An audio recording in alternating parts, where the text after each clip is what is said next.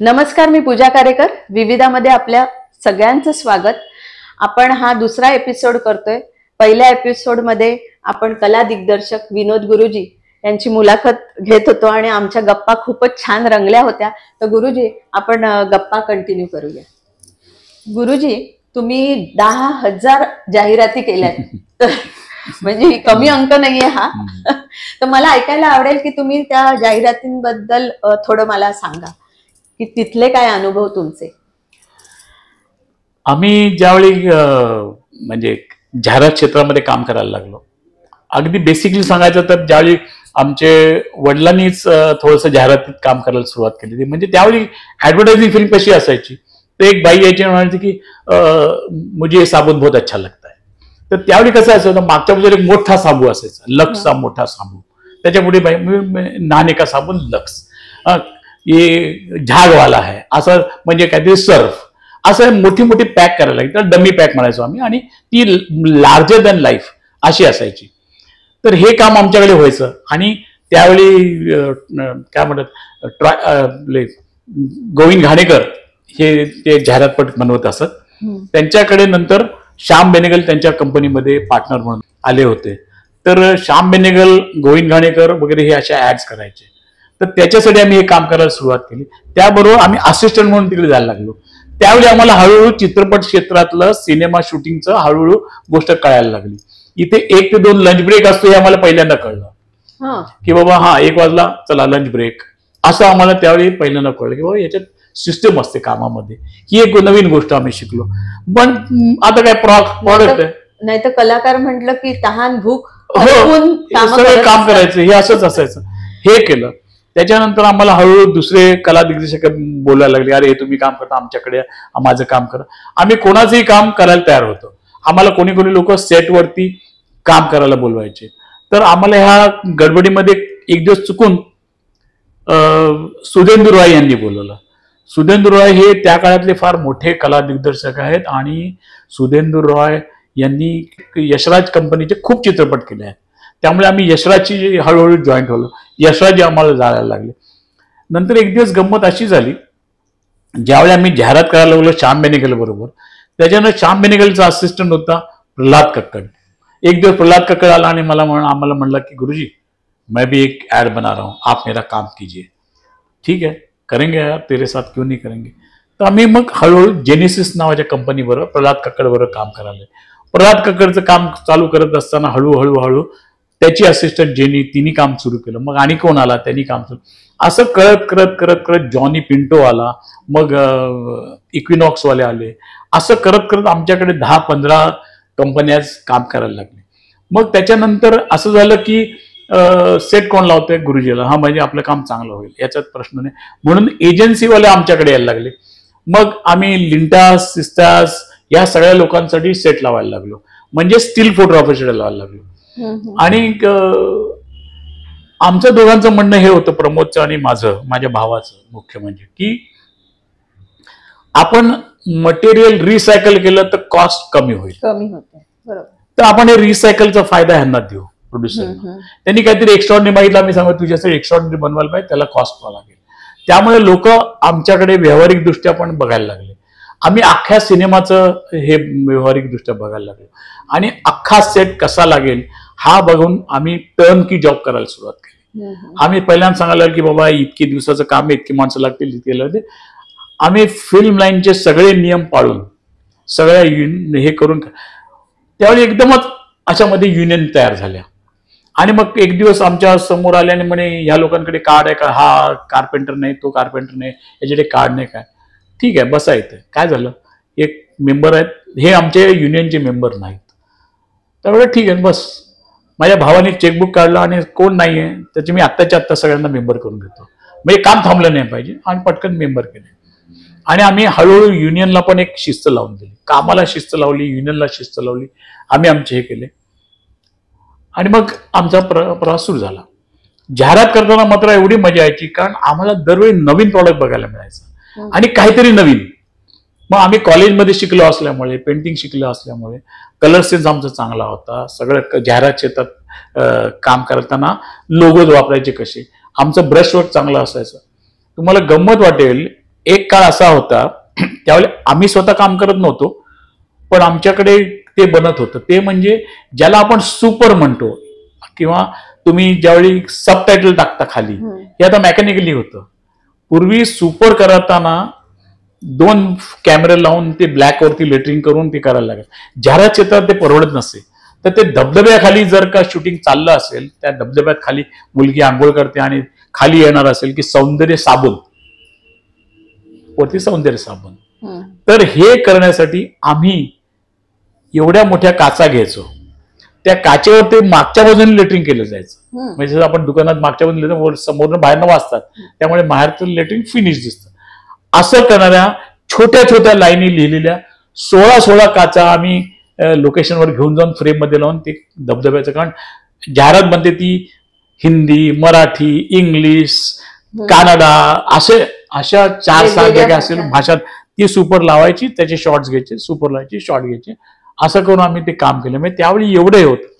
मग जाहिरात क्षेत्रात काम करताना लक्षात आलं की आपल्याकडे जे साबू असतात, हो दाखवला होता, हा, तो साबू जो असतो तो ज्यावेळी मशीननी म्हणजे प्रोडक्शन निघून बाहेर येतो, तो जर का त्या बाईने हातात धरला तर तो फिल्ममध्ये थिएटरमध्ये ज्यावेळी मोठा दिसतो त्यावेळी तो साबू त्याचं लेटरिंग एवढं घाण दिसतं, कारण ते बरोबर नसतं. मग आम्ही त्यासाठी डमी सोप बनवायला लागलो. आधी डमी पॅक बनवतच होतो, दाखवू शकतो तुला. आता हा लाकडाचा आहे, त्याच्यामध्ये एनग्रेव्ह केलेला आहे, मग ह्याच्यावरती पेंटिंग होईल, तो साबू पिंक आहे की ब्लू आहे तसा कलर लागेल, हे होईल, आणि मग ते लेटरिंग सुंदर दिसेल. मग आता हे करताना आमच्या लक्षात आलं त्यावेळी सुद्धा असं करणं मुश्किल होतं. तर आम्ही आमचा जो मित्र आहे की जो नेमप्लेट्स करतो, आता नेमप्लेट एनग्रेव्ह केलेलीच असते, तर आम्ही तो लोगो त्याला देऊन एनग्रेव्ह करून ती प्लेट ह्याच्यात एम्बॉस करून आतमध्ये लावून डेप्थ करून ती लावून त्याला ड्युको फिनिश करून मग ती दाखवायला लागलो. मग ते डमीचे एक सोपचं हे झालं.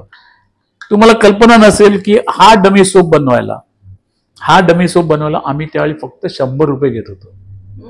किती मेहनत होती याच्यात, मशीनवाला काम करायला, हे करायला, ते करायला, इकडे जा तिकडे जा, हे करून फक्त 100 रुपयात हा साबू बनत होता त्यावेळी.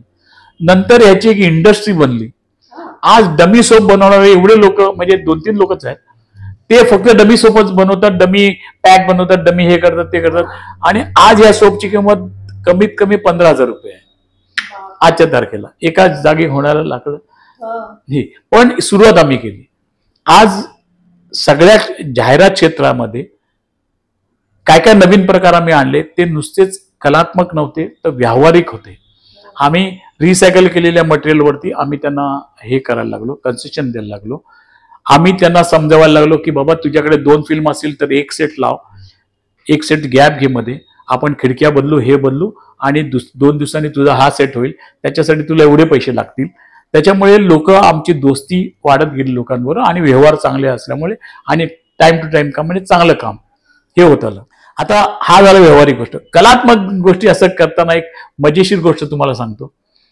एक दिवस आम्ही एक फिल्म करत होतो, त्यावेळी व्हिडिओ आले होते, त्यावेळी स्पेशल इफेक्ट चालू झाले होते, पण ते करणं महाग होतं आणि परवडत नव्हतं. तर एक माणूस पाण्यावर चालतोय अशी एक फिल्म आली. काय करायचं, तर लोकांनी आम्हाला बोललं बाबा काय करूया याच्यासाठी, एक काम करूया, आपण फलाना स्विमिंग पूल, म्हणजे जो चेंबूरचा RCF आहे तिथे आपण एक शूटिंग करूया.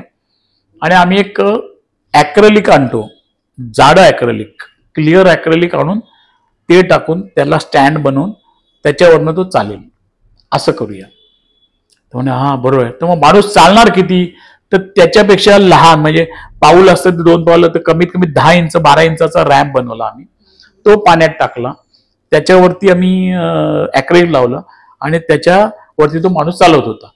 प्लस ते खरं वाटावं, स्पेशल इफेक्ट वाटू नये म्हणून त्याला मी योयो बॉल दिला. तो असं माहिती आहे, हे रबर असायचा आणि बॉल असा, तो योयो बॉल करतो की तो पाण्यावर आपटतो, त्याच्यावरून ते फ्लॅश उडतो, असा तो असं योयो करत चालतो त्याच्यावरती, असं होतं. आणि तुम्ही म्हटलं मी स्विमर आहे, तर मी म्हटलं अरे मी याच्या बाजूला स्विमिंग करतो, म्हणजे तो रॅम्पच्या बाजूने माणूस स्विमिंग करणारा पण आहे, तर त्याच्यामुळे ते चित्र केलं याच्यामध्ये, हा खरं वाटावं, हा माणूस कशावर तरी चालतोय असं वाटू नये, एवढ्यासाठी पाणी हल्लं पाहिजे, पाणी हे झालं पाहिजे सगळं, म्हणून पाण्याचा जो धर्म आहे तोच सांभाळून चालला, असं करून ती फिल्म करायची. सगळं स्विमर असण्याचा एवढा उपयोग आहे की ते पाण्याची डेप्थ कशी बघायची हे सुद्धा आम्ही केलं त्यावेळी, की स्विमिंग पूल तिरकी असतात, मग 1-1 फुटावरती ते स्टँड लावले तर किती त्याची डेप्थ कशी मोजायची हे सगळं आम्ही त्यावेळी केलं. हे सगळं करत असताना लक्षात आलं की ज्यावेळी कॅमेरा लागला त्यावेळी कळलं की सूर्याची किरण इकडे आहेत आणि माणूस तर चांगला दिसतोय, पण ते पाण्यातले रॅम्प थोडी दिसत आहेत. काय, कारण किरण इकडनं होती. जर का किरण मागून असती तर कधी रॅम्प दिसला नसता किंवा तो कट झाला, शॅडो मध्ये आला असता वगैरे वगैरे. मग काय करायचं अशा वेळी? तर आता सगळे 1 वाजला, लंच ब्रेक आहे, आता काय करायचं ते सगळे चिंता, शूटिंग होणार की उद्या करायचं, रिव्हर्स केलं तर काय होईल वगैरे वगैरे सगळं चाललं होतं. मग नुसता कॅमेरा तिकडे लिहिल्यामुळे होत नाही, मग तो यो बॉल त्याला लेफ्टनी करता येईल का, मग ते होईल का, असे सगळे प्रकार होते. म्हणजे नाट्य, रिअल प्रतिमा, पण पाण्यात दिसणार ते काय करायचं? मग पाणी गढूळ असतं तर दिसलं नसते नाही. असा एक विचार आला, अरे पाणी गढूळ केलं तर काय होईल? मग आता स्विमिंग पूलचं पाणी गढूळ कसं करायचं? हा पाणी गढूळ ते दिसलं नाही पाहिजे ना, गढूळ झालं. आणि मग गढूळ केलं तर स्विमिंग पूलला मारतील धरून, कारण त्याच्यावर नंतर तो फिल्टर प्लांट खराब होईल. याचं काय नुसतं नाही आहे ते, असं त्याची चेन आहे. मग ते फिल्टर म्हणजे पैसे देऊ, पाणी काढू, नवीन भरू, पण काय करणार? तर आम्ही बसल्याने एक काम करेंगे, इसमें क्या करेंगे, ते आपण याच्यात दूध टाकूया, पाण्यात दूध टाकूया, म्हणजे पोहले माणसं तरी त्याच्या स्किनला काही खराब होत नाही. दुधाने आंघोळ करणं तर अगदीच फार ऐश आहे, राजेशाही आहे. दूध टाकूया, थोडं थोडं पांढरं होईल, म्हणजे ते स्टँड दिसणार नाही. चला करूया. मग काय झालं, स्विमिंग पूलला सांगायचं ना आम्ही दूध डाल रे. मग आम्ही हळूहळू त्या प्लास्टिकच्या पिशव्या मागवल्या दुधाच्या, त्या आम्ही तळाला जाऊन फाडायचो. मग ते एका कोपऱ्यात असं तर करते, हळूहळू ते दूध मिसळ आम्ही, मला वाटतं त्या दिवशी कमीत कमी 50 लिटर तरी दूध त्या स्विमिंग पूलमध्ये कमीत कमी दुधाळ झालं ना, पांढरं झालं. मग तो स्टँड विसला. हो, म्हणजे क्रिस्टल क्लिअर पाणी होतं. ते गढूळ करायचं कसं? पण ते पांढरं फटीक झालं तरी ते दिसणार नाही ना, आणि ते पाणीच दिसणार. ते दुधात असं वाटणार, ते हायलाइट आलं की ते चमकतच तसं. तर त्याच्यामुळे आम्ही त्या पाण्यामध्ये, स्विमिंग पूलमध्ये दूध मिसळून त्या दिवशीचा वेळ मारून लिहिली. आणि हे तुम्हाला कळलं पाहिजे की बाबा, की ह्या इफेक्ट फिल्ममध्ये कसा आला पाहिजे आणि त्याच्यासाठी काय काय लुप्त्या वापरल्या पाहिजे, ह्या गोष्टी हे केलं पाहिजे. या गोष्टी तुम्हाला सुचू शकतात सामान्य माणसाला. नाही, हे काय, हे इथपर्यंत झालं ना की तुम्हाला कल्पना येतात. हे जोपर्यंत तुम्ही त्या सिच्युएशन मध्ये जात नाही त्याप्रमाणे तुम्हाला हे शिकणं म्हणजे शिकता येणार नाही किंवा सुचणार नाही, असंही मी म्हणू शकतो. माझ्यापेक्षा काही स्मार्ट लोक नंतर काही स्मार्ट करतीलही, आणि होतच आहे. नाहीतरी नेहमी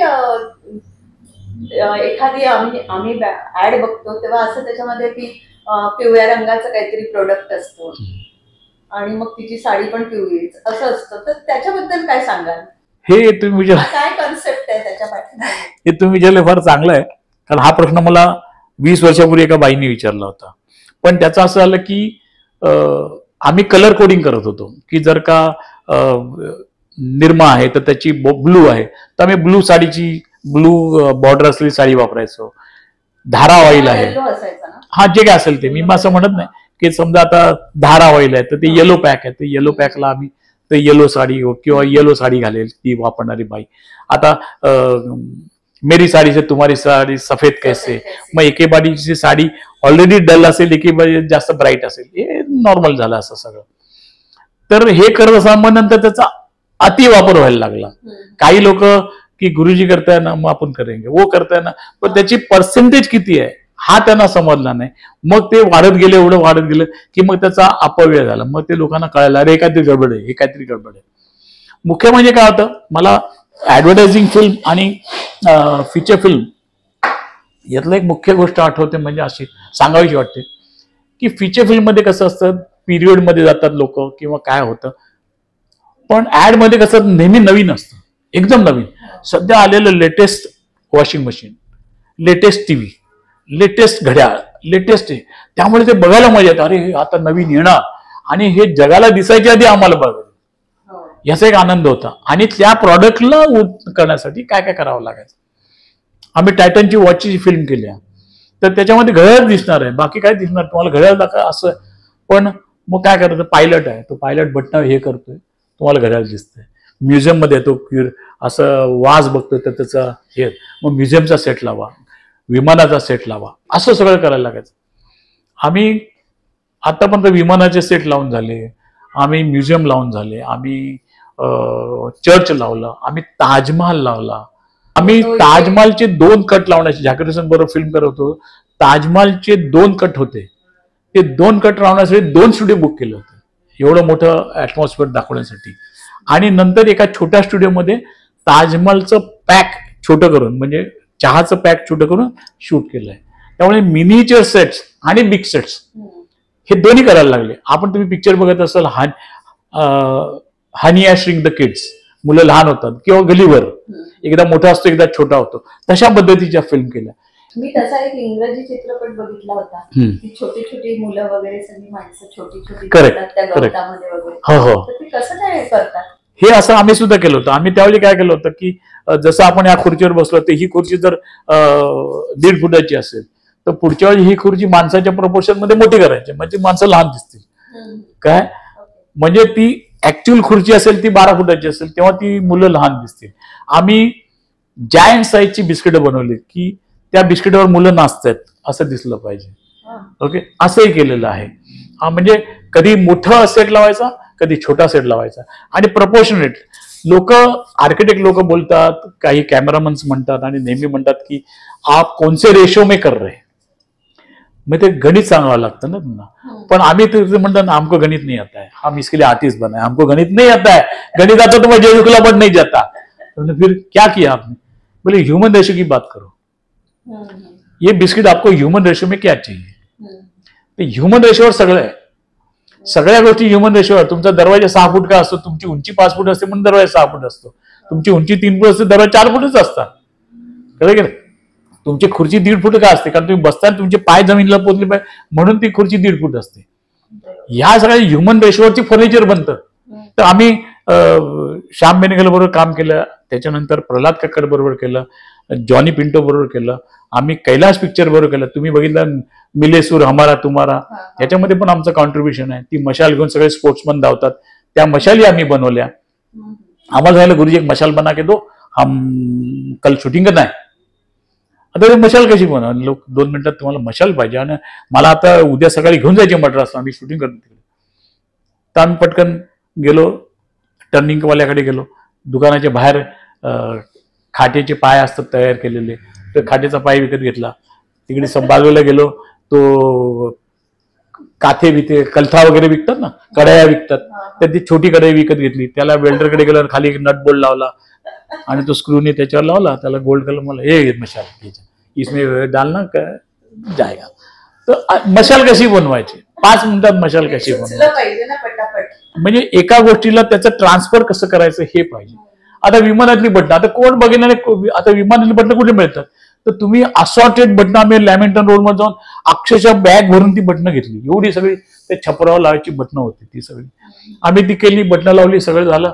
तो एका प्लॅटफॉर्मवरती ते हे लावलं, विमानाचं कॉकपीट लावलं, काचा बिचं सगळं लावलं.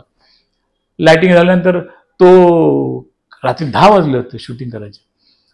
तो कॅमेरामन म्हणला आम्हाला की हे विमान असं झालं पाहिजे ना, असं झालं पाहिजे. कशाला बाबा, तो म्हणतं नाही वो जब हवाई जहाज लैंड करता है ना तो ऑटो में डालते तो थोड़ा सा ऐसा ऐसा होता है. तुमका बोले एड फिल्म में ऐसा कैसे किया, क्या करने का तुमको, नहीं करना पड़ेगा, क्योंकि आपने पीछे बैकग्राउंड स्काय वाय किया ना तो थोड़ा ऐसा ऐसा होना चाहिए. तर म्हटलं 10 वाजलेत, आता ह्याच्या पुढे गेलं तर शिफ्ट वाढतील आणि आम्हाला काम करायला वेळ मिळणार नाही आम्हाला. तर मी आपलं नाटक केलं, म्हटलं तुम लोग जल्दी खाली करो, कल सुबह जाके 7 बजे शॉट लो, हम रात भर करते जाओ. त्या लोक सगळ्यांना 10 वाजता पॅकअप करून पाठवून दिले आणि गेले. सगळे माझे कार्पेंटर साहब क्या करेंगे अभी, कुछ नाही इधर आओ. आम्ही लागले 2 फळ्या कापल्या, त्याचे वाघ बनवले, असे वाघ म्हणजे असे गोलाकार बनवले, त्या प्लॅटफॉर्मला मागे पुढे बांधले, लावून ठोकून दिले ठक ठक ठक. आमचं काम 10 वाजता, आम्ही 10:15 कामाला हात लावला, आम्ही 11:30 काम संपवलेलं होतं. त्याला 2 वाघ लावले त्या प्लॅटफॉर्मवरती, कारण कॉकपीट लहानच असतं ना एवढं एवढं. त्याला मागच्या पुढे लावले आणि 2 पाय म्हणतो ना. सकाळी कॅमेरामॅनला 7 वाजता, अरे क्या हुआ, क्या किया, एजेंसी आली सकाळी 6:30 वाजता. लोग क्या, हमको देखना आपने कैसे किया. कुछ नहीं किया, लो शॉट लगाओ, हो गया. आणि फक्त इथे वजन दिलं की हे असायचं आणि हे असायचं. आपल्याला काय पुढे मागे जायचं ना, नुसतं असंच करायचं. फक्त ते वागलं म्हणजे जी रॉकिंग चेअरचं प्रिन्सिपल आहे ते आम्ही त्या प्लॅटफॉर्मला लावलं आणि ते काम झालं. तर मला सगळे म्हणले, अरे अरे फिर तुमने रात को ही क्यों नहीं किया इतना जल्दी? बोले तुम लोग सब भड़क गया था ना, और तुम लोग कहते थे रात को खाना नहीं खाते थे, सब लोग चिल्लम चाली करते घूमते थे, शांत बैठो. और मैं करता था कोई मशीन लाव बोलते थे. त्याला मशीन नाही काही नाही, जे सिंपल आहे ते करूया. आणि त्यांनी ते केलं आणि एवढं सुंदर झालं ते.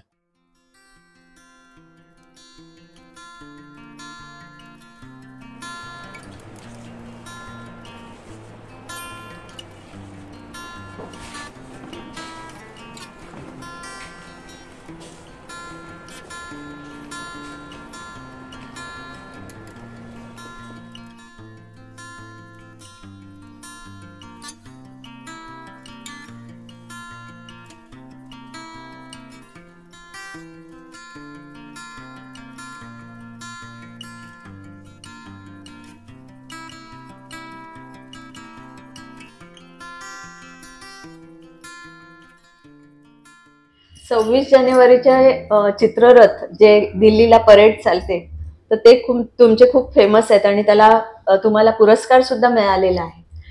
आणि गुरुजी बंधू हे चित्ररथासाठी खास फेमस आहेत, तर त्याच्याबद्दल तुम्ही काय सांगाल?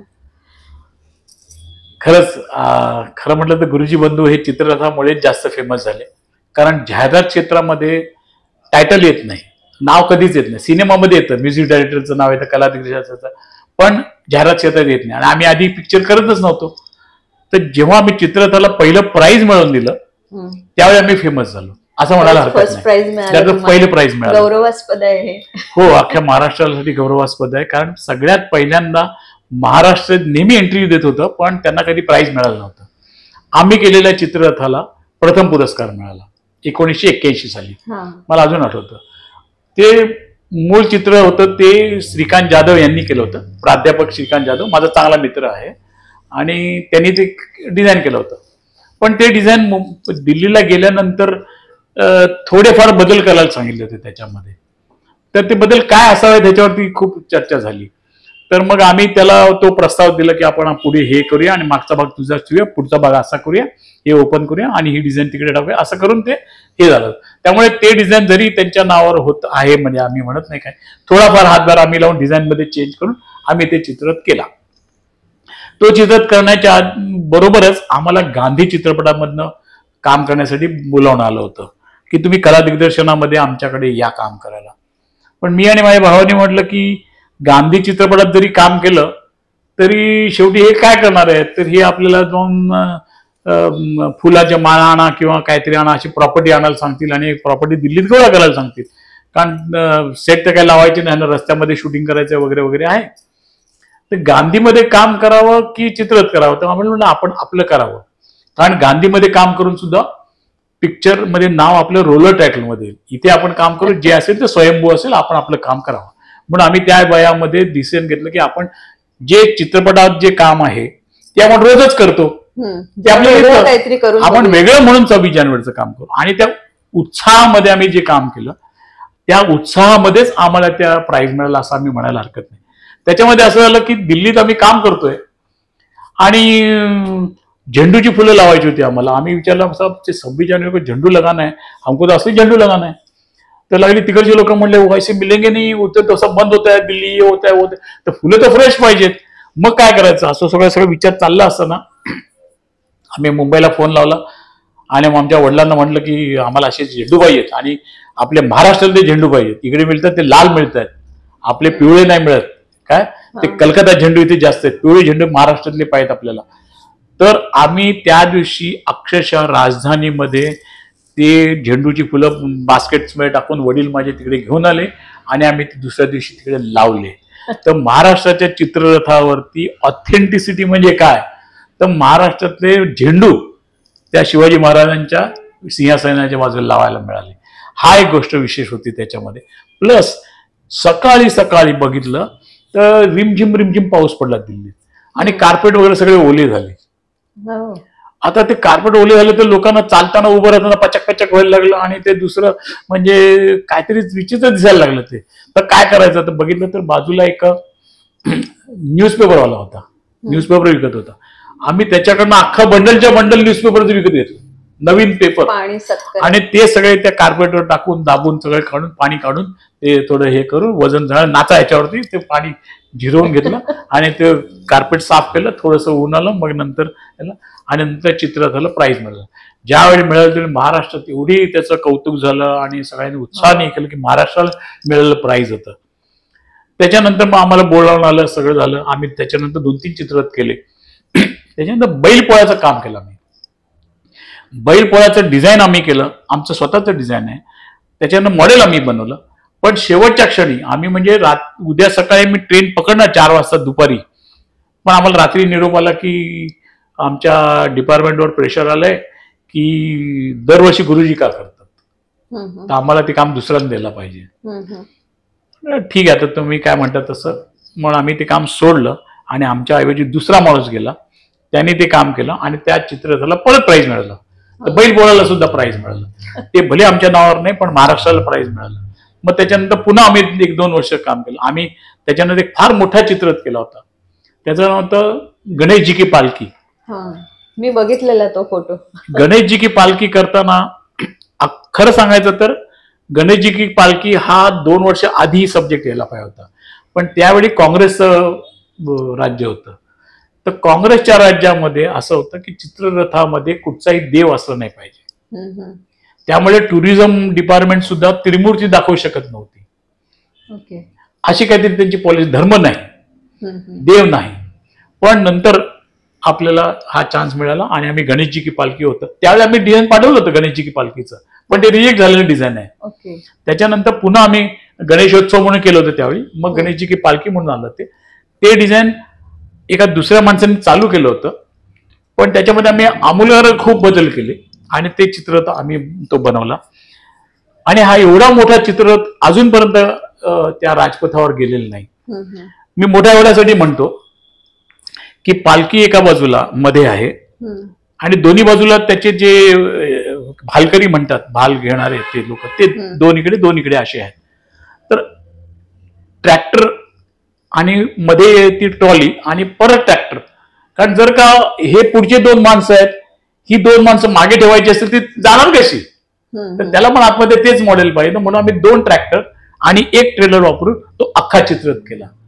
त्याच्यापुढे एक जीप घेतली, त्या जीपवरती आम्ही लोकमान्य टिळकांना उभं केलं होतं. असं करून ती लोकमान्य टिळक 1 ट्रॅक्टर 1 ट्रेलर आणि 1 ट्रॅक्टर असं म्हणून तो भव्य दिव्य असा तो चित्ररथ. मुंबईहून 250 माणसं गेली होती त्या पालखीबरोबर चालायला. आणि तो फारच सुंदर चित्ररथ झाला होता. त्याच्यात पण एक गंमत अशी झाली की आम्ही जीपवरती एक प्लॅटफॉर्म बनवला होता आणि त्याच्यावरती लोकमान्य टिळक उभे होते. तर लोकमान्य टिळक जे कलाकार होता त्यांनी मला रिहर्सल झाल्यावर सांगितलं की अरे गुरुजी, मी कधीतरी ब्रेक मारला ह्याने तुम्ही पडीन, काय होईल माझं, आणि ते चालतं तुम्हाला काही सपोर्ट, मी हलतो असा अख्खा. तर म्हणलं अच्छा असं झालं का, थांबा करूया, उद्या सकाळी मस्त करूया आम्ही. मग आम्ही काय केलं, आम्ही एक जीपला खालपासून वरपर्यंत एक पाईप टाकला आणि तो पाईप वरती असा बेंड केला आणि तो ठेवला. तर तेव्हा जीपचे लोक हे काय आहे बोलले एक्झॉस्ट आहे उसका, पण खरं म्हटलं तर ती टिळकांची काठी होती हातात धरायची. ती टिळकांच्या हातातली काठी होती आणि पुढे कसं पायाला हे सपोर्ट दिलं, हे लावलं लाकूड. त्यामुळे तो त्यावर ती काठी धरून उभा राहायचा आणि ते टिळक आपले असे शांत मस्त असं हातवारी करत उभे राहिले. पण त्यांचा आधार म्हणून ती काठी होती, ती लोखंडाची होती, त्याला वेल्ड केलेली होती. गणेशजीची पालखी गेली, त्याच्यानंतर आता मी डबेवाला केला, मुंबईचा डबेवाला. तर त्याच्यामध्ये आम्ही किचन दाखवला होता. तर किचन मध्ये शिल्लशीलची किचनचा सेट आणला, तो लावला सगळं ह्याला.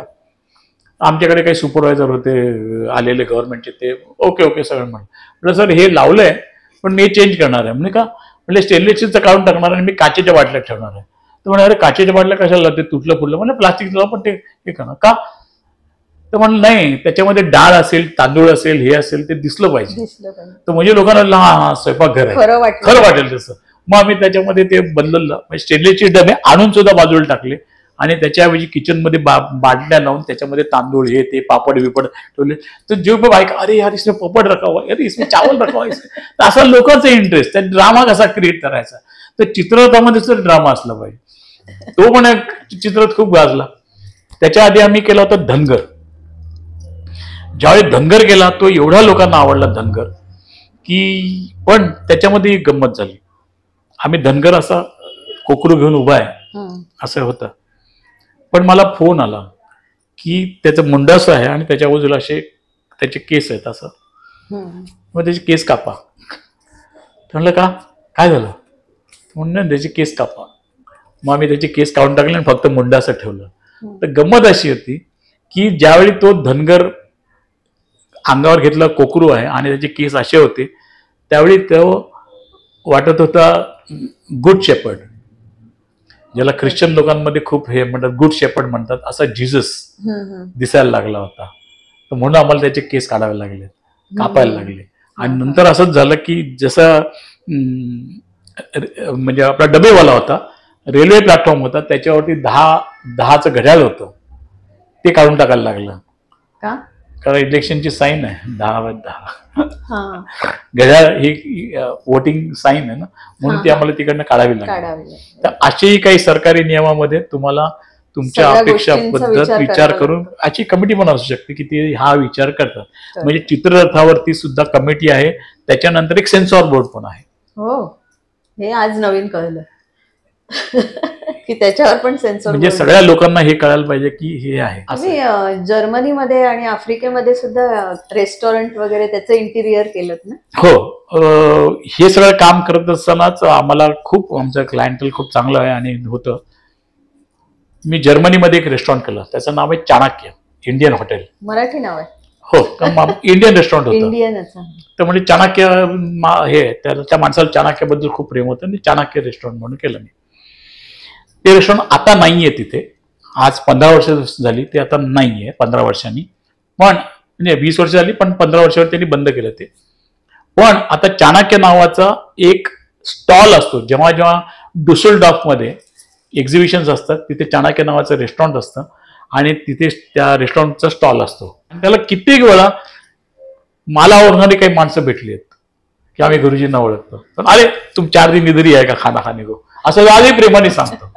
तर अशी लोक मला भेटलेत की ज्यांनी फक्त सांगितलं गुरुजींना, अरे तुम खाना खाने इधर ही आहे का, आणि मला फोन कर, रे फलाना फलाना जानता है, हाँ वो इधर आई है, ले इससे बात कर, अरे वो आदमी आहे, ले इससे बात कर. मग बोल, अरे तुम गुरुजी का दोस्त है, इधर ही आएगा, असं म्हणणारे लोक आहे. मी साऊथ आफ्रिकेमध्ये जाऊन एका घराचं काम केलं. तर मी तो मला घ्यायला आला होता आणि तो मी विमानानं सर उतरलो, तो आला, गाडीतनं चाललो होतो, त्याचं शहर जवळ आलं आणि मी असं घर बघत होतो आणि घर बघताना म्हटलं ये बड़ा दीवार क्या है, ये खाली ऐसा क्या है ये. तो हंसला, तो बोला इसीलिए तो आपको बोला है. मतलब क्या, ये मेरा घर है और ये खाली दिखते है, मैं अभी जा रहा हूँ ना, तो मुझे लगा कि मेरा ही घर ऐसा फ्लॅट वॉल दिखते तो उसके ऊपर कुछ करो. म्हणलं असं करतो. मग मी ते करून दिलं त्याला, ते केलं. मुख्य म्हणजे मस्कत म्युझियम मध्ये 2 म्युझियम आहेत, एक मस्कत मध्ये आहे आणि एक सूर मध्ये आहे. तर सूर मधल्या म्युझियम मध्ये मला वाटतं माझे 9 मॉडेल्स आहेत आणि मस्कत म्युझियम मध्ये मला वाटतं 12 मॉडेल्स आहेत. तर म्हणजे आमचं काम हे नुसतं सिनेमाचा बॅनर, नेपथ्य आणि हे ह्याच्यापुरतं मर्यादित राहता, आम्ही म्युझियम सारखं पण काम करू शकतो असं मला वाटतं. आणि आम्ही आमचे हात फक्त एकाचसाठी बांधून ठेवलेले नाहीत. जे समोर आलं ते काम तेवढे व्यवस्थित करायचं, या हिशोबाने एक एक करत गेलो. आम्हाला मिनिएचरची तर सवय होतीच, मिनिएचर करत होतो फिल्ममध्ये. आम्ही ताजमहालचं मिनिएचर केलंय, पॅलेसेसचं मिनिएचर केलंय, सगळ्याचं म्युझियम करत करत आता हे म्युझियमचं काम आलं, म्युझियमचंही काम केलं, तेही आहे तिथे. शिवाजी पार्कचा पण एक काहीतरी तुम्ही किल्ल्याचा अनुभव सांगितला. अरे बापरे, शिवाजी पार्कचा किस्सा फार मोठा आहे आणि त्याच्यात गमतीदार आहे खरं आणि टेन्शनवाला आहे. शिवाजी पार्कला इलेक्शनसाठीचा शेवटची मीटिंग होती इलेक्शनची. बाळासाहेब ठाकरे, अटल बिहारी वाजपेयी, गोपीनाथ मुंडे आणि मनोहर जोशी आणि इतर सगळे असे त्यांची शेवटची जाहीर सभा, इलेक्शनचं कॅम्पेनसाठीची, अटल बिहारी वाजपेयींची शेवटची सभा. त्याच्यानंतर कुठेही भारतामध्ये आचारसंहिता लागल्यामुळे मीटिंग होणार नव्हती, असं शेवटची मीटिंग होती. तर गुरुजी बंधू प्रसिद्ध असल्यामुळे आणि बाळासाहेब ठाकरे स्वतः आर्टिस्ट असल्यामुळे म्हणा किंवा दोन्ही ठाकरे बंधू आमचे जे स्कूल ऑफ आर्टचे स्टुडंट असलेले म्हणा, आणि आम्ही समोरासमोर असल्यामुळे म्हणा, काही असू शकतं, या सगळ्या कारणांमध्ये आम्हाला बोलवणं आलं की बाबा या, आपल्याला काहीतरी करायचं. मी गेलो. राज ठाकरे शिवसेनेत होते त्यावेळी. राज ठाकरेंनी माझ्यासमोर बसली, ये कसं आहेस काय बोला. कॉलेजची आम्ही दोस्ती असल्यामुळे अरे तुरेवरती बोलत होतो, काय चाललंय कसं याचं, बरं आहे, आणि आपल्याला काम करायचं, काय करायचं. त्यांनी डिझाईन काढलं. राज ठाकरेंनी स्वतः काढलेलं डिझाईन होतं, सुंदर डिझाईन, सुंदर ड्रॉइंग, सुंदर सगळं. त्यांनी पार्लमेंट काढलं होतं आणि पार्लमेंटवर एक असा तिरका असा मोठा भगवा झेंडा, खाली कॅचलेन होती की आता भगवा दिल्लीवर, असं लिहिलं होतं. ठीक आहे, मग करूया, सगळं विधान भवन करूया वगैरे झालं, पार्लमेंट दिल्लीचं, ओके करूया. मग कसं करूया, काय करूया, किती किंमत पडेल वगैरे वगैरे, साईज काय असेल, हे सगळ्या गोष्टी झाल्या. सगळं झाल्यानंतर कॉफी आली. मी कॉफी पित होतो. कॉफी पिल्यानंतर मी राज साहेबांना म्हटलं की राज, थोडी गडबड आहे. नाही, काय झालं तर मला वाटतं हे डिझाईन जे केलं आहेस ते पेपरचं डिझाईन आहे, मॅगझिनचं डिझाईन आहे, हे स्टेज म्हणून ॲप्रोप्रिएट नसावं असं मला वाटतं, आणि आज तरी नाही, शेवटचा क्षण आहे. तर काय झालं म्हणजे एकच वाटतं की पार्लमेंट केल्यानंतर तिरंगा छोटा दिसतो आणि भगवा फार मोठा दिसतो. एवढंच माझं म्हणणं आहे. आता भगवा दिल्लीवर म्हणजे काहीतरी असं व्हायला नको. मग काय करूया, राजी पटकन विचारलं, दोस्तीत एकदम. म्हटलं मला असं वाटतं पटकन सुचलं तर आपण लाल किल्ला करावं. लाल किल्ला कशाला करायचा, म्हटलं प्रत्येक प्रवासामध्ये लाल किल्ल्यावर जाऊन बोलतो तर लोकांना पेपरमध्ये फोटो आल्यावर वाटलं पाहिजे हे लाल किल्ल्यावर गेले कधी होते. कारण आज तर आचारसंहिता लागणार, मग हे दिल्लीला जाणार कधी, बोलणार कधी, आणि दिल्लीला बोलायला परमिशन कोण देणार. कारण दिल्लीला तर प्रधानमंत्रीशिवाय कोणी बोलू शकत नाही. हे प्रधानमंत्री झाले कुठे आहेत आणि हे कसे बोलतात, आणि बाल ठाकरे पण आहेत, वाजपेयी आहेत, हे कसे काय. थोडं वाटेल फोटोमध्ये वाटलं पाहिजे असं मला त्यांनी दम दिला. म्हटलं फोटोमध्येच वाटेल एवढं निश्चित, चला म्हणे हेच करूया. फोटो कुठे मागवतो. मी लागली इथनं पुस्तकं काढली आणि त्यांना पुस्तकं दाखवले, हा लाल किल्ला करूया, सुंदर म्हणे, पण वाटला पाहिजे. म्हटलं वाटला पाहिजे असं जोर दिला तर मग ते पीओपी मध्ये करावं लागेल, मग पेंटिंग मध्ये नाही करता येणार. तर म्हणजे हा ऍक्च्युली प्लास्टरच्या प्लेट्स वगैरे काढून लावूया आपण, मग करूया, जसा सेट लावतो तसा लावूया, करून टाका फटकन, एका शब्दात करून टाका. लागली चालू, किती मोठा करायचा, म्हटलं खरंच 60 फुटाचा, 100 करा पण लावा मोठा दिसला पाहिजे. म्हटलं करू 60 फूट 70 फूट करू. मग आम्ही साईज काढलं 60 फुटाचा करायला सुरुवात केली. दादरमध्ये येऊन आमच्या लागली पोलीस डिपार्टमेंट आला, पोलीसचा पहारा लागला की तुम्ही काम करताय, कारण भावी पंतप्रधान आहेत, सगळ्या पोलिसाच्या खाली काम करत होतो, निगराणी खाली. सगळं केल्यावरती आज आता उद्या जाऊन तो लावायचा, असं तयार झाला तर लावायचा म्हणतो तर निरो थांबा, काय झालं नाही, सोनिया गांधीची मिटिंग आहे शिवाजी पार्कला, त्याच्यानंतर आपल्याला आपलं काम करावं लागेल. ठीक आहे चला, आता काय ती मिटिंग संपेल 10 वाजता रात्री, त्याच्यानंतर रात्री काम चालू करू, उद्याचा दिवस आहे, परवाचा दुपार होईल काम, करूया, जोर मारूया, माणसं वाढवूया, सगळं झालं. इकडे सोनिया गांधीची मिटिंग अर्धी झाली होती, पुन्हा निरोप आला, सगळे कपाळाला हात लावून बसले तसे. काय म्हणे गडबड आहे हो, आपण तर लाल किल्ला केला 60 फुटाचा, आणि तिकडनं निरोप आला आहे की इलेक्शन कमिशनरचा मीटिंग आहे, फतवा आहे की स्टेज 16x16 असला पाहिजे, त्याच्यापेक्षा मोठा असून कामाला नाही. तुम्ही 16x16च्या पेक्षा जास्त मोठा स्टेज लावू शकत नाही, हा नियम आहे. आता काय करायचं, लाल किल्ला तयार, आता मग नवीन काय करूया, कसं लावूया, काय करूया. मग आलं तेच, म्हटलं कशाला काळजी करता, नियम काय आहे, 16x16चा स्टेज असला पाहिजे, बरोबर आहे. मग आपण काय करूया, आज जो स्टेज लावला आहे तो स्टेज तुम्ही त्याच माणसाकडनं भाड्याने घ्या, त्याला सांगा चित्र लिहिलं पाहिजे तर की सोनिया गांधींनी वापरलेलं स्टेज तुम्हाला देत आहे, मग ते प्रूव्ह होईल, तुम्ही घ्या. आणि आपण काय करूया, त्या स्टेजला सोडून मागे 6 फूट मागे आपला लाल किल्ला लावूया आणि 4 फूट पुढे ती भिंत लावूया की ज्याच्यावर आपलं नाव आहे आता भगवा दिल्ली.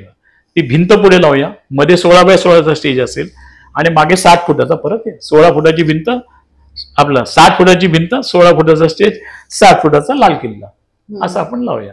आपण काय त्या स्टेजला हात लावत नाही, ती भाषण त्याच त्याच्यावर करतील. स्टेज नियमानुसार राहिलं. स्टेज नियमानुसार. याला म्हणतात नरसिंह अवतार. नरसिंह अवतार आपण घेऊया आणि आपण काम करूया. सगळं अरे काय मस्त आयडिया, चला चालू करा. म्हटलं नाहीतरी आपण महाराष्ट्रात आहोत, नाही आपण मुंबईत आहोत आणि आपल्या शिवाजी पार्कमध्ये आहोत. आपल्या शिवाजी पार्क असेल आपल्याला कशाला भीती आपण पाहिजे. आपण काय तिकडे दिल्लीत नाही करत, आपण करूया. चालेल, सगळे आपल्याच बाजूने आहेत. माहोल पण होता, कोण बोलणार, सगळं आपलंच राज्य होतं, आपल्या बाजूचा कौल होता. सगळे माहोलांना आम्ही ते तसंच्या तसं लावलं आणि ती सभा एवढी गाजली. तुमचं खूप वेगवेगळ्या मोठ्या मोठ्या दिग्गजांबरोबर तुम्ही काम केलंय, व्ही शांताराम वगैरे, तर त्यांच्याबद्दल थोडं सांगा ना, काय अनुभव त्यांच्याबद्दल. आम्ही खरंच खूप मोठ्या मोठ्या लोकांबरोबर काम केलंय. म्हणजे लता मंगेशकर बरोबर केलं, कारण तिच्याबरोबर त्यांच्या वडिलांची पुण्यतिथी होती, 24 एप्रिलला नेहमी असते, दीनानाथ मंगेशकर स्मृती दिन. त्या स्मृतीदिनाला आमच्याकडे एक फार मोठं त्यांचं तैलचित्र होतं.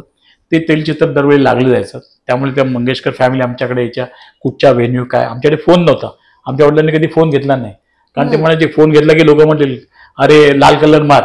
लाल कलर म्हणजे किती लाल, आपल्याकडे 4 लाल कलरच्या शेड आहेत. त्यांनी सांगायला पाहिजे हा लाल की तो लाल, त्याला येऊ दे तिकडे, असं असायचं. म्हणून प्रत्यक्षात येऊन क्लायंटशी बोलूया. तर त्यामुळे पर्सनल हे होतं आणि लोक यायचे, ते यायचे, बालगंधर्व यायचे, बरेच लोक यायचे, कॅमेरामन्स यायचे.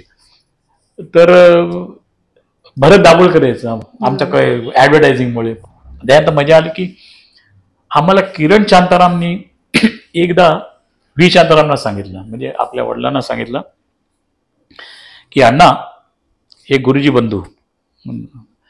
नमस्कार अण्णा, बसा.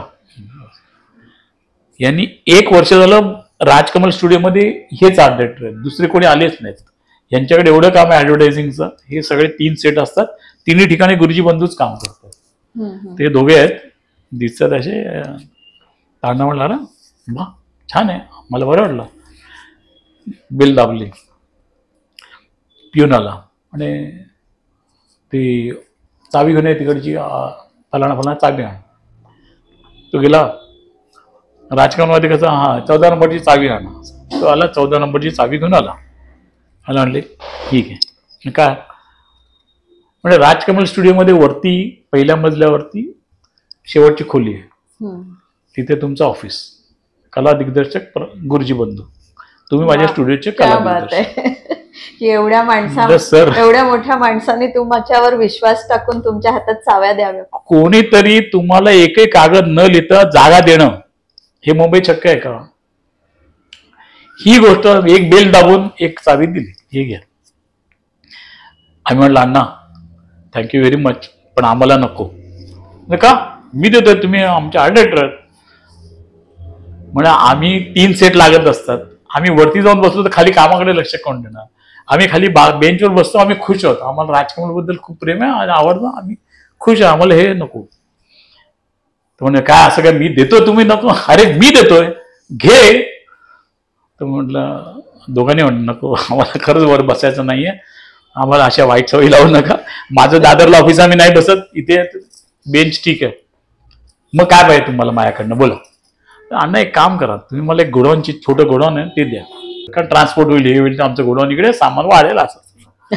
आणि पुन्हा बिल दाबली, एक नवीन चावी मागवली, 2 चाव्या आम्हाला दिल्या, ह्या 2 चाव्या तुमच्या आहेत, तुम्हाला काय करायचं ते करा. एक गोडाऊनची चावी, एक ह्याची चावी. आणि अशा आम्हाला 2 चाव्या मिळाल्या.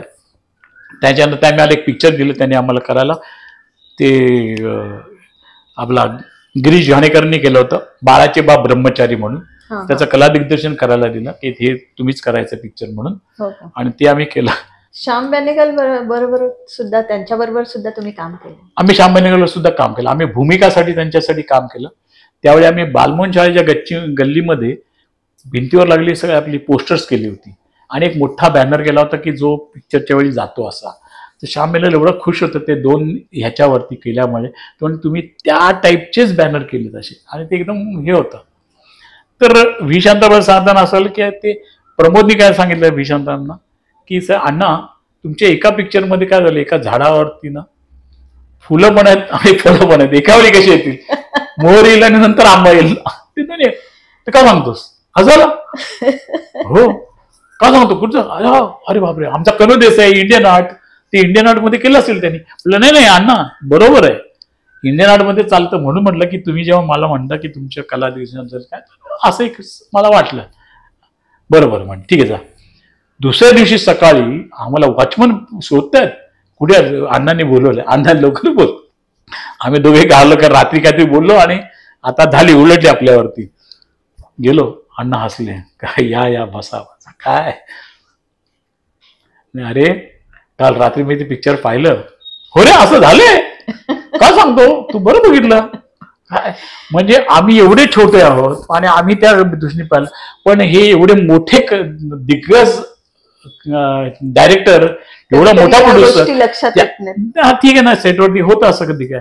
पण त्यांनी रात्री जाऊन स्वतःचं थिएटर आहे, स्वतःची स्टोर रूम आहे, त्यातनं प्रिंट काढून ते बघणं हे मोठ्या लोकांची, हे फार मला वाटलं की आपण रेफरन्सिंग करण्यासारखं आहे. हे फार बघण्यासारखं की आपण आपल्या कामात काय चूक झाली ही कितीतरी वर्षांनी परत बघायची आणि ही चूक नाही म्हणता येणार. ह्याला एक ती स्टाईल होती, ती इंडियन आर्ट मध्ये होऊ शकतं, त्याच्यात काही विषय नाही.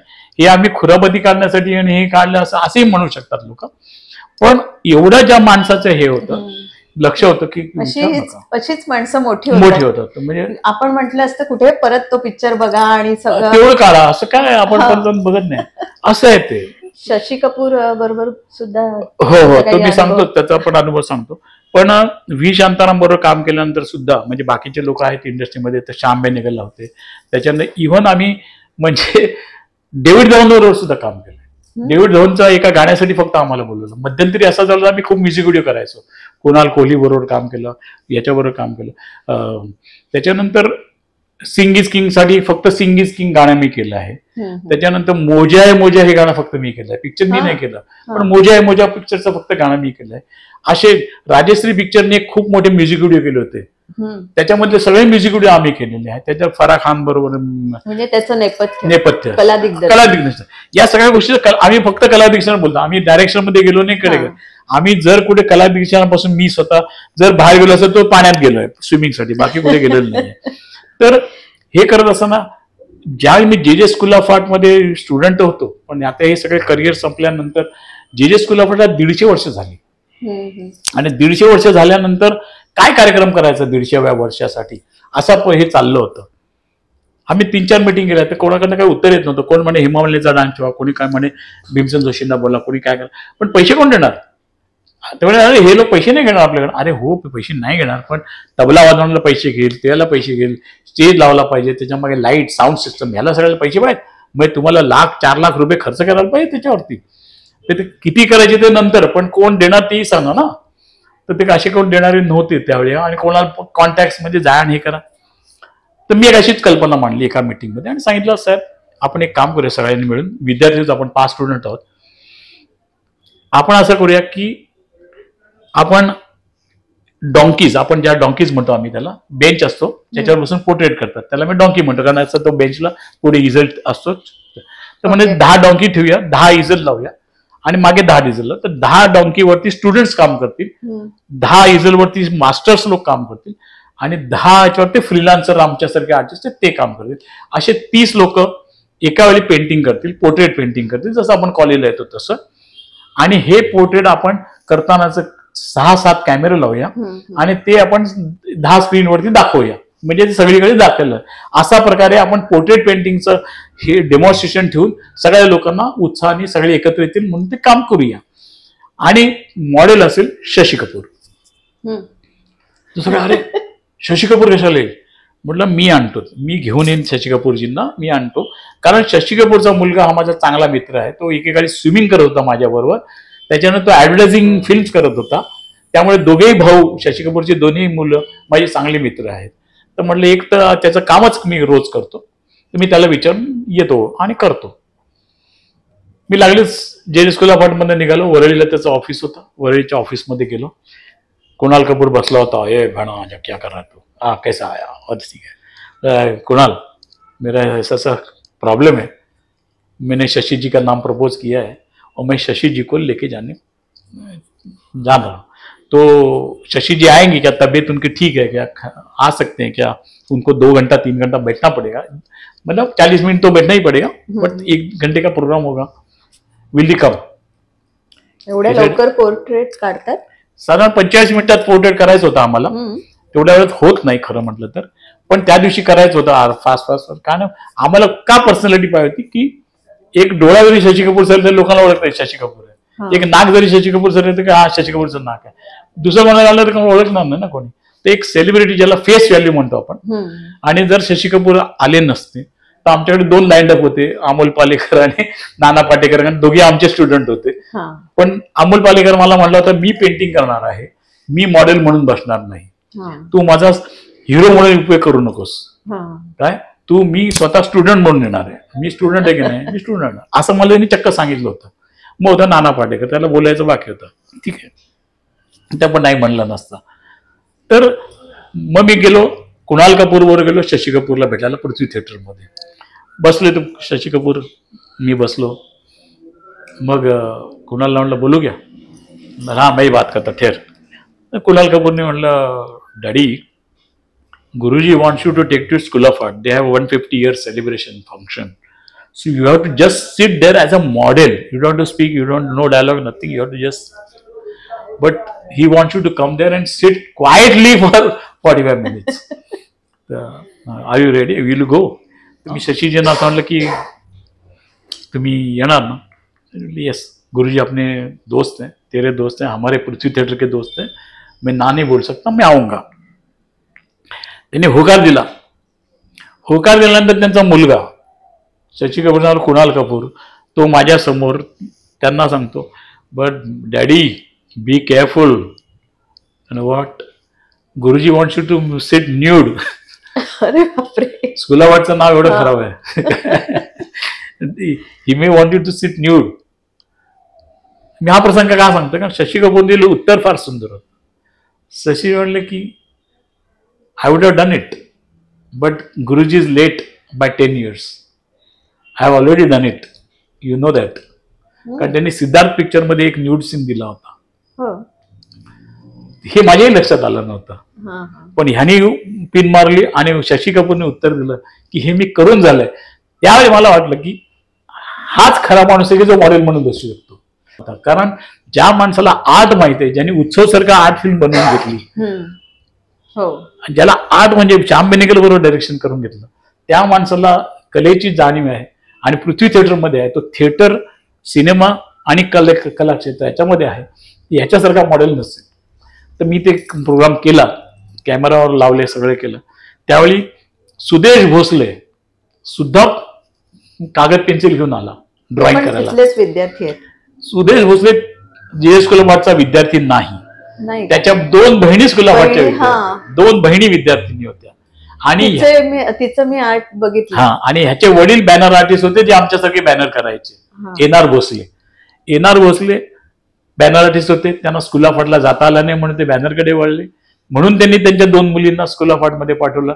आमचे वडील आर्टिस्ट होते, पण त्यांना स्कूल ऑफ आर्टला जाता आलं म्हणून त्यांनी 3 मुलांना कॉलेजला पाठवलं. आणि सुदेश भोसलेला सुद्धा वडिलांनी स्कूल ऑफ आर्टला नाही पाठवलं, कारण तो बॅनर करतोय, त्याला कॉलेजला गेला तर आपले बॅनर कोण करणार म्हणून पाठवल्याने धंदेबाई विचार करून. तर त्याला आल्यावरती तो म्हणला की मी पण करणार. म्हणलं कर ना, जरूर कर. मला बाकीच्या लोकांनी ऑब्जेक्शन घेतलं की अरे तो आपला स्टुडंट नाही, त्याला का बोलवत आहे. तर म्हटलं तो आपल्याकडे नाही आलेला, तो शशी कपूरसाठी आलाय. कारण शशी कपूरने ओळखलं होतं की ह्याचा आवाज चांगला आहे, ह्याला डबिंगला घ्या. आणि त्यांनी आपला संजीव कुमारचं डबिंग करून घेतलं होतं त्याच्याकडनं. तर संजीव कुमारचं डबिंग हा आर्टिस्ट करू शकेल म्हणून त्याला घेतलं होतं. त्याच्यातला जिन्युइन जो कलाकार आहे तो शशी कपूरने ओळखला होता, म्हणून तो आला होता त्याला हे करायला, कॉन्ट्रीब्यूट करायला. आणि मग त्यांनी ते काम केलं. आता आपल्याकडे जास्त अवॉर्ड नाही आहेत खरं म्हटलं, पण हे एक अवॉर्ड आहे, हे जाहिरात क्षेत्रासाठी आहे. आणि एक अवॉर्ड आहे ते कला दिग्दर्शनासाठी आहे. हमाल दे धमाल या चित्रपटासाठी उत्कृष्ट कला दिग्दर्शनाचा अवॉर्ड आहे. आणि एक आहे ते जाहिरात क्षेत्रासाठीचं आहे. आणि या पोस्टर बद्दल काय सांगत होता? हे मी केलेलं पोस्टर आहे. याच्यामध्ये माझी कपूर फॅमिलीशी चांगले संबंध असल्यामुळे हे तिघांचं पेंटिंग एवढ्यासाठी केलं की पृथ्वीराज कपूर, राज कपूर आणि शशी कपूर या तिघांनाही पद्मश्री आणि दादासाहेब फाळके अवॉर्ड मिळाला आहे. या तिघांनाही ही अवॉर्ड मिळाला, म्हणून हे पेंटिंग आम्ही केलं. खूपच छान. गुरुजी, तुमच्याबरोबर गप्पा मारून खूपच मजा आली आणि तुमचे सगळे किस्से आणि अनुभव ऐकताना खूपच एन्जॉय केलं मी. तर आज तुम्ही मला ही छान मुलाखत दिली त्याबद्दल खूप खूप धन्यवाद. धन्यवाद. रसिक प्रेक्षकांना आवडेल, कारण हे सगळं तांत्रिक आणि मायाजाल आहे. याच्यात सगळं खोटं खोटं सगळं आम्ही करतो, हे तुम्हाला आवडेल. धन्यवाद. तुम्हाला हा पार्ट 2 कसा वाटला हे नक्की कमेंटमध्ये कळवा. लाईक करा, शेअर करा आणि सबस्क्राईब करा. धन्यवाद.